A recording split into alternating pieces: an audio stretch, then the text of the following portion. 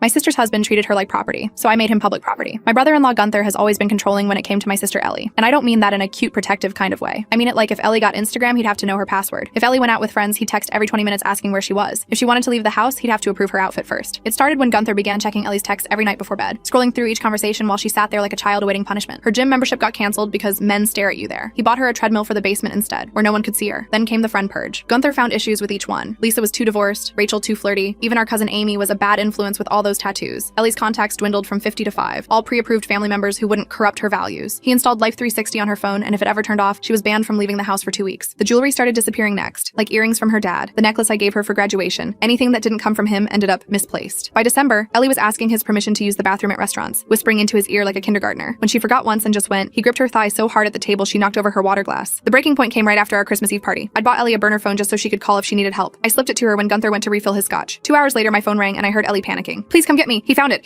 The line went dead." I drove to their house in a panic and pounded on the door until my fists ached. Finally, Gunther answered but blocked the doorway with his body. "Ellie's sleeping," he said. Behind him, I saw her purse on the floor with her makeup palette all smashed up. I tried going past him and yelled, "I want to see her," but he pushed me back. "She doesn't want visitors." His smile was cold, and then I saw it. There was blood on the kitchen tile, just a smear, but enough for my chest to start burning. Gunther realized what I'd seen and was already closing the door. "You should go before I call the police about harassment." That was it, I snapped. If Gunther liked control, then I'd give him something he couldn't control. I knew Gunther's weakness was his obsession with surveillance. The man documented everything, including Life 360 screenshots, text logs, even security cameras he thought Ellie didn't know about. He needed that control, that proof of ownership. But here's what he didn't know. I worked in cybersecurity, and Gunther, for all his paranoia, used the same password for everything, which was their anniversary date. He had saved all the security footage from his house, and it was a goldmine. The man had cameras in every room, thinking he was protecting his property. Instead, he literally caught the exact moment when that blood landed on the kitchen tile. I spent 3 weeks collecting, organizing, and creating a timeline. The only question was how to make it public enough that he couldn't contain it. That's when I decided to throw the biggest party for Granddad's 75th birthday, and invited both Gunther and Ellie. I told Gunther it would look bad if they missed it, so he agreed to attend. The entire family was gathered in one of our backyards, which was the perfect stage for me. Halfway through dinner, I stood up with my iPad in hand. I want to share something special about family. At first, Gunther barely listened and kept scrolling on his phone. We all thought Gunther was perfect for Ellie. Let's see what he's actually been doing behind closed doors. His head snapped up at his name, and when he saw the video play, his face went white. The first clip was Gunther going through Ellie's phone while she silently sat on the floor. The next one was Ellie on the basement treadmill, crying and begging him to allow her to go to a normal gym. The room was already heating up and people were staring right at Gunther. He stood up and looked bewildered. "This is fake edited. You know how 2025 is." Then came the last clip. Gunther punched Ellie in the face and she fell on the ground, with blood from her nose dripping on the kitchen tile. The room exploded. Our dad's face went from confusion to pure rage. Gunther lunged for my iPad while screaming, "Turn it off!" But cousin Jean, 6'4" and protective since we were kids, slammed him to the floor. "That's fake. She's lying." He kept screaming, but it was too late. Dad and Uncle Ray hauled Gunther up and took him away. "We're taking a drive," Dad said with his voice deadly calm. He was escorted to meet the police while he screamed about lawyers and defamation, but probably arrived with a black eye. I found Ellie sobbing in her chair, finally free to cry without permission. "It's over," I whispered, holding her tight. Gunther was rinsed in the divorce, especially after considering that he was on trial for domestic abuse. Ellie had a huge glow up and eventually started dating someone who treats her like an actual princess, not a caged bird.